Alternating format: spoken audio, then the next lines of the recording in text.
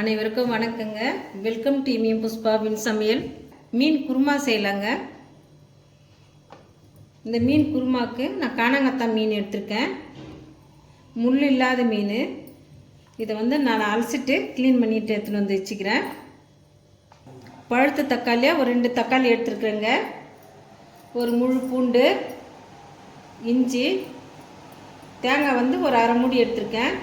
பச்சை மிளகாய் வெங்காயம் ஒரு முழு வெங்காயமாக எடுத்துக்கலாம். கொத்தமல்லி, கரம் மசாலா பொடி, மஞ்சள் பொடி, சால்ட்டு. வாங்க எப்படி செய்துன்னு பார்க்கலாம். ஃபஸ்ட்டு தேங்காய் பால் எடுத்துக்கலாம். அப்புறம் இஞ்சி பூண்டு ரெண்டுத்தையும் பேஸ்ட்டாக அரைச்சிக்கலாங்க. ஸ்டவ் பற்ற வச்சு மண் சட்டி வச்சுக்கிறேங்க.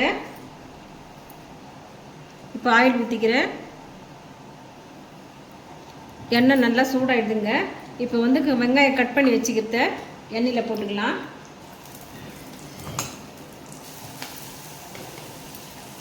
வெங்காயம் பாதி வதங்கி வரட்டுங்க. இந்த குருமாவுக்கு இஞ்சி பூண்டு தான் அதிகமாக இருக்கணுங்க. வெங்காயம் பாதி வதங்கிடுது.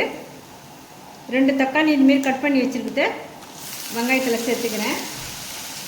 பச்சை மிளகாயும் தக்காளியில் சேர்த்துக்கிறேன். பச்சை மிளகாவை இதுமாதிரி 2 கட் பண்ணி போட்டுக்கலாம். தக்காளி வெங்காயம் வதங்கிறதுக்கு சால்ட்டு போட்டுக்கலாம்.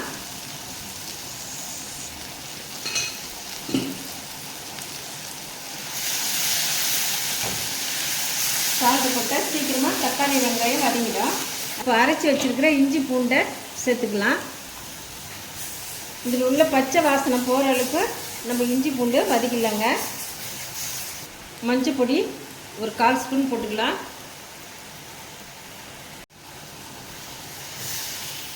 தக்காளி வெங்காயம் பச்சை மிளகாய் எல்லாம் வதங்கி வந்துடுதுங்க.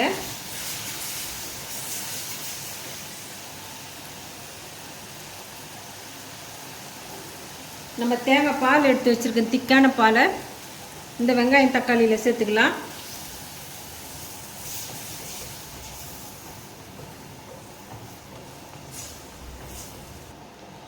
நல்லா கொதித்து வந்துடுதுங்க. இப்போ மீனை சேர்த்துக்கலாம்.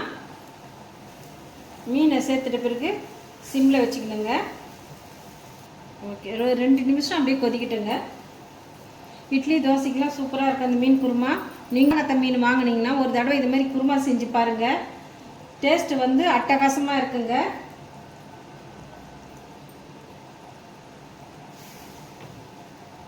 மூடி போட்டு ஒரு கொதி வரட்டுங்க.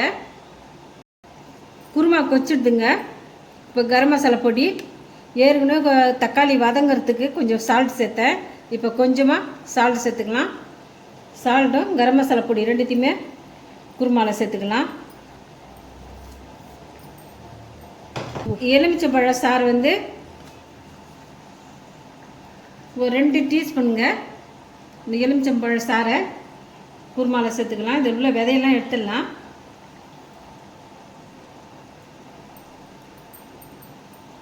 கடைசியாக கொத்தமல்லி போட்டுக்கலாம். எலுமிச்சை சாறு ஊற்றின பிறகு ஸ்டவ்வை ஆஃப் பண்ணிடலாங்க. மீன் குருமா செம்மையாக இருக்குது. டேஸ்ட்டாகவும் இருக்குதுங்க. சப்பாத்தி, பூரி, தோசை, இட்லி எல்லாத்துக்கும் சூப்பராக இருக்குதுங்க. நீங்களே வீட்டில் செய்து சாப்பிட்டு பாருங்கள். எங்கள் வீட்டில் இட்லிக்கு ஏற்ற மீன் குருமா ரெடியாக எடுதுங்க. இந்த ரெசிபி உங்களுக்கு பிடிச்சிருந்தா நம்ம சேனலை சப்போர்ட் பண்ணுங்கள். லைக் பண்ணுங்கள், ஷேர் பண்ணுங்கள், கமெண்ட் பண்ணுங்கள், சப்ஸ்கிரைப் பண்ணுங்கள். மறக்காமல் பக்கத்தில் இருக்க பெல் பட்டனையும் கிளிக் பண்ணிவிடுங்க. தேங்க்யூ.